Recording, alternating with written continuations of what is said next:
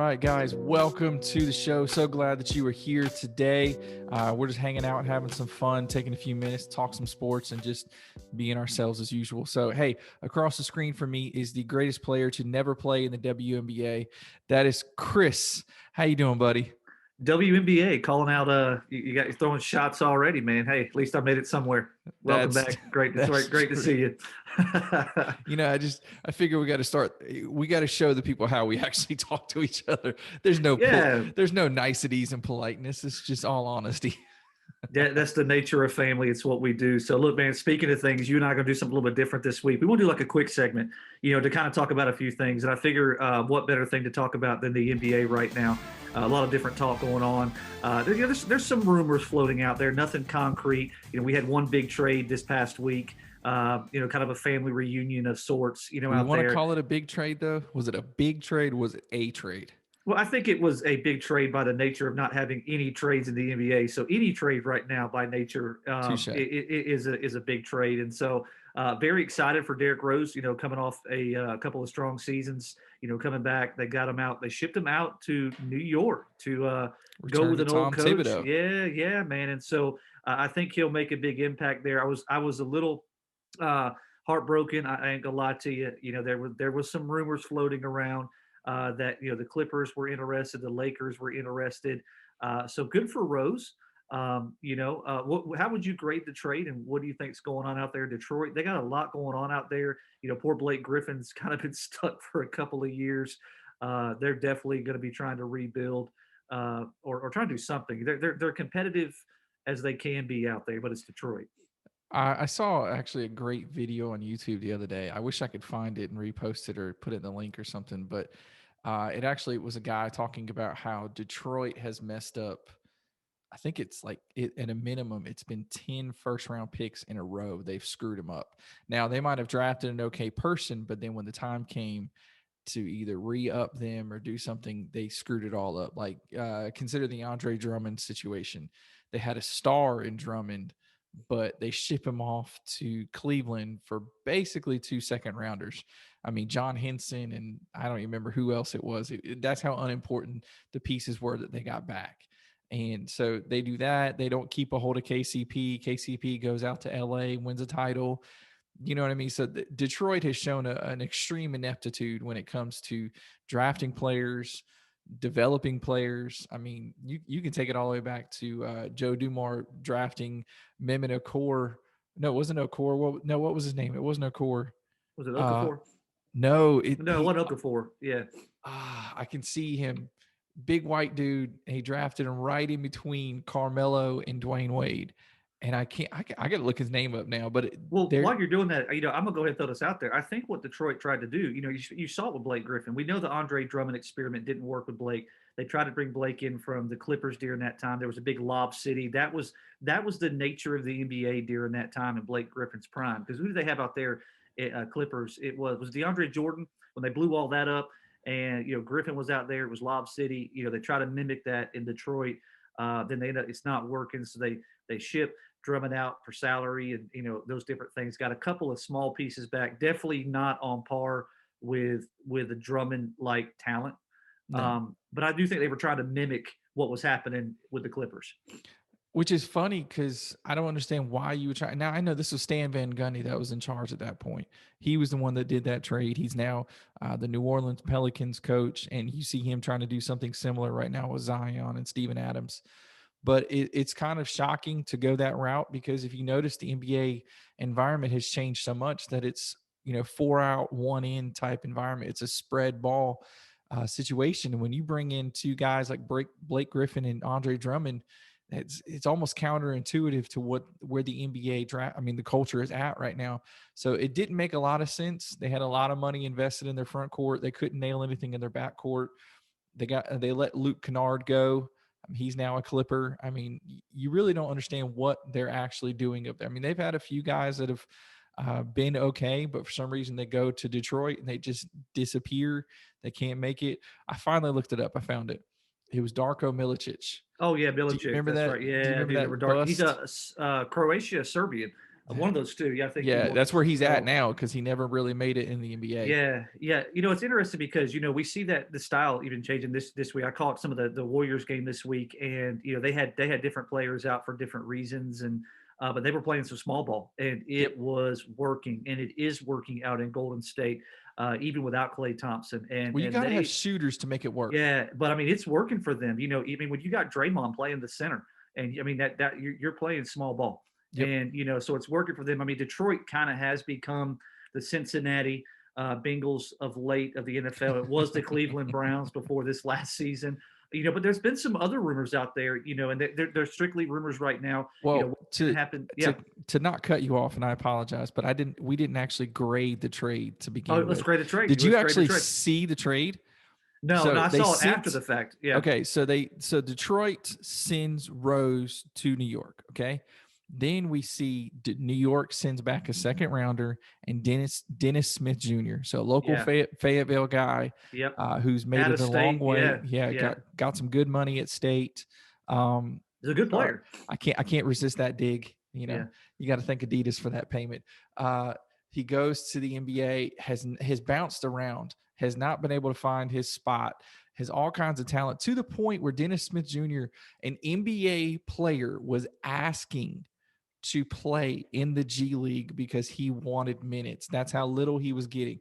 Now, granted, New York's been doing pretty good, especially for New York standards. They're knocking it out of the park, but they had to get rid of him. He was now becoming a distraction in the locker room.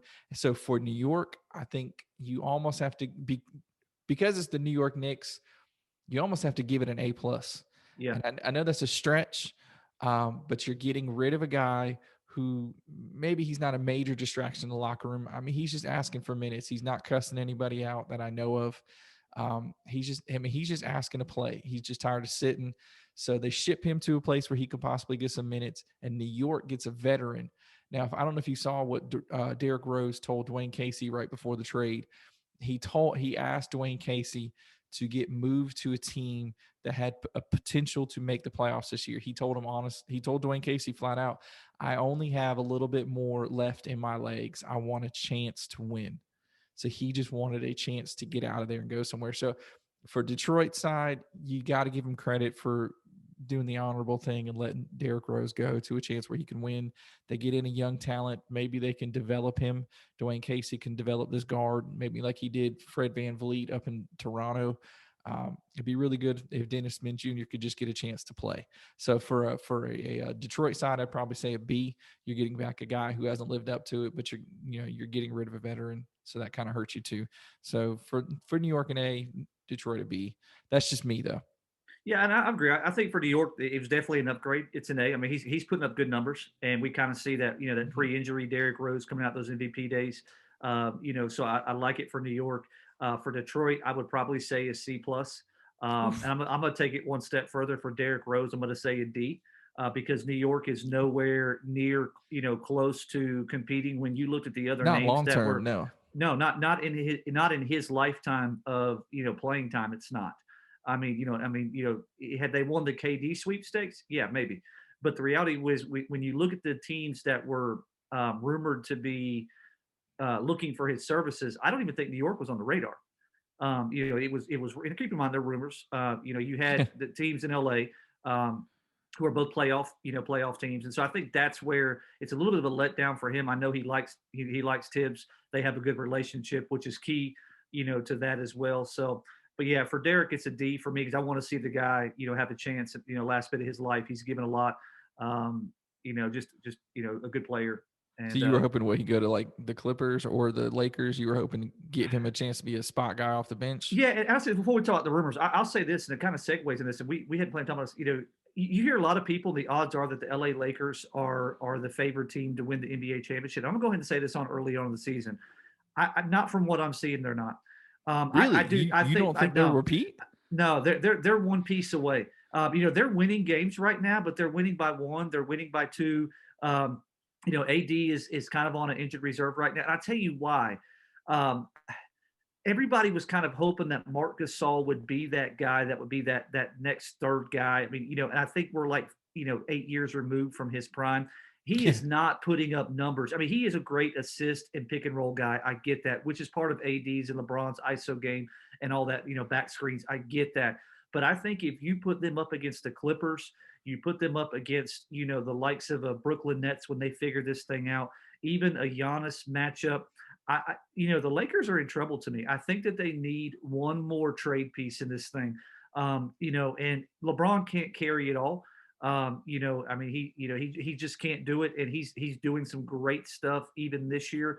And I think they have what the second or third best record in the league, but they are They're behind, second. They're a half right game behind the behind the Jazz. who are streaking right now. I just, Dennis Schroeder is okay, but he's not putting up those numbers like I think everybody was kind of hoping they would. But I don't know. My biggest disappointment on LA is Marc Gasol. For what they were thinking and all the hype around him, I think there were some better players out there that they Who could have got. who I think you specifically? could have got somebody besides a Gasol. You think they should have gone after, say, like Ibaka or something? Because Oh, Ibaka oh ended yeah, up going to the definitely. Clippers. Yeah. I think Ibaka would have been a huge upgrade. I would have tried to have seen. I know the numbers were tough. I would have seen about an Andre Drummond. We know that he kind of wanted out of Cleveland. But They doesn't brought doesn't his they brought in style some once guys. again hurt you? What I'm saying is strictly an upgrade from Marc Gasol. What Right. we're seeing is we're not, and granted they're LA. It's basically AD and LeBron. But when one of those guys down, or you've got back to backs, granted COVID has stopped back to backs right now, but you're resting your star guys. You're only talking about one or two players when you're going up against the likes of a Clippers team who's got a dag on good five on a given night. You're going against a hot streak in Golden State right now. You don't have five guys that can match up with their guys. You're going against a big three out of Brooklyn, who when they figure this thing out are going to be tough.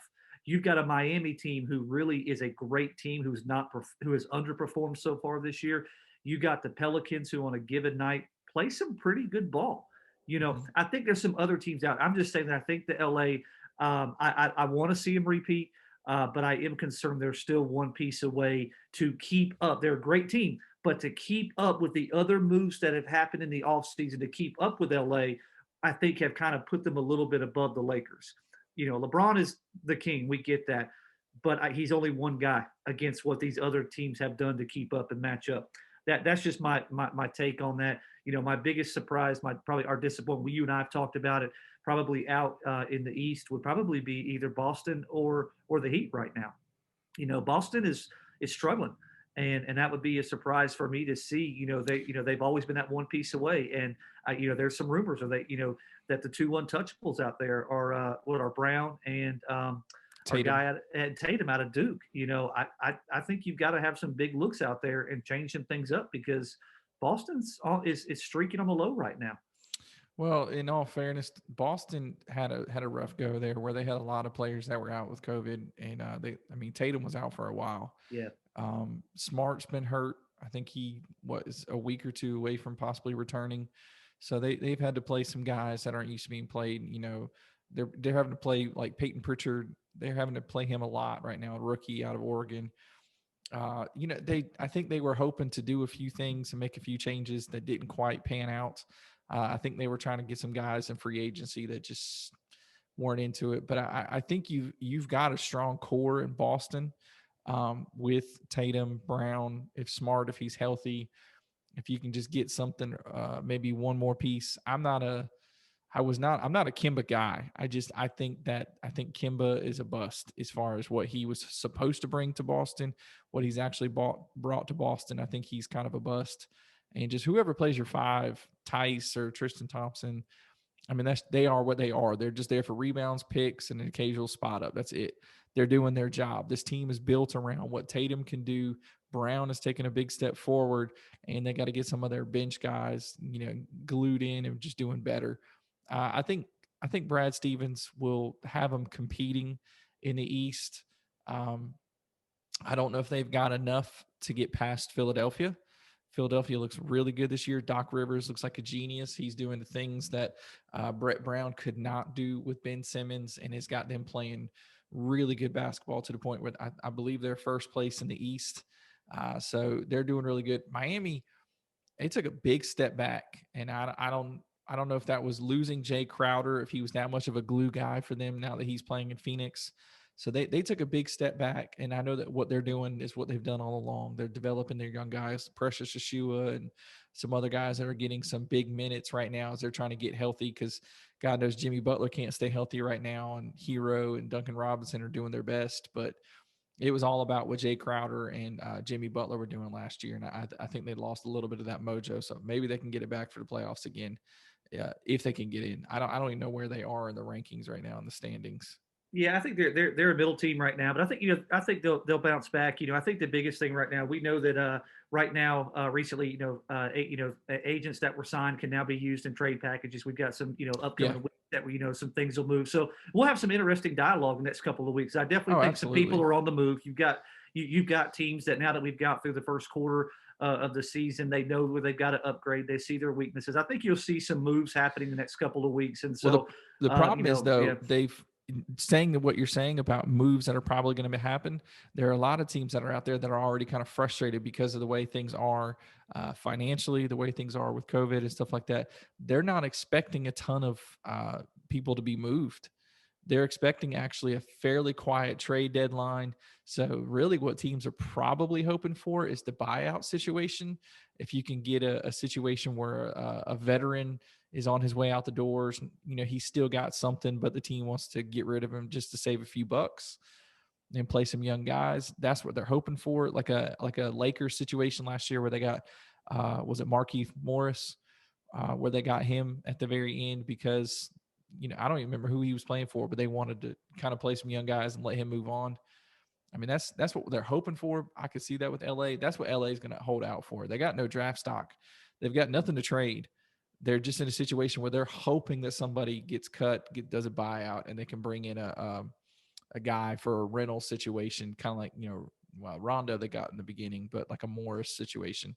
I'm actually kind of disappointed a little bit.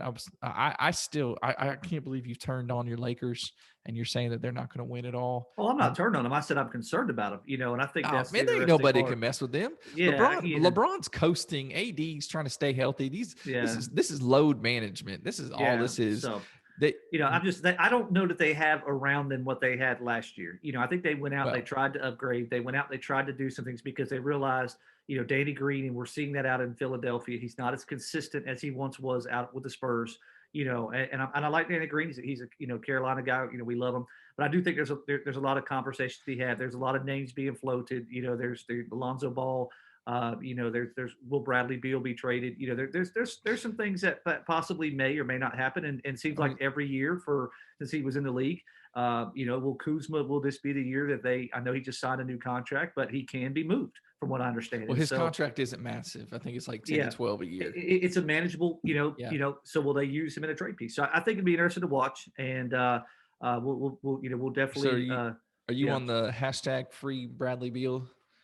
Are you a part of the free Beal group? Yeah, I do. I think Bradley Beal deserves it. I do. I hate it for oh gosh, the guy I just brought out there from Houston, the guy that I've always talked Russell? about. You feel bad for Russell? I do for Russell, because I told you, I told y'all before they traded him out of Houston that Russell wasn't the problem, Harden was, and look what happened. So I will say that Russell's not only the problem, is what I'll say. Yeah, but no, I would personally like to see Bradley Beal go out to LA, to the Lakers. I would love to see it. God, what would they have to give up to get him? A lot, but still. But I think you'll see a guy like Bradley Beal team up somewhere like that. Maybe possibly. I know Philadelphia's in the mix, and can you imagine? Only way Philadelphia gets in is if they're willing to give up Ben Simmons. There's no way. And Ben Simmons' stock is rising. So yeah, a lot of great NBA talk, a lot of rumors, a lot of hypotheticals. But hey, that's the nature of podcasting. It's the nature of we get to give you our opinion and what we think. Try to stay on top of it. Yeah. So there you go for today. All right. Well, that was our NBA talk. We'll try to do some more next time. You guys have a good one.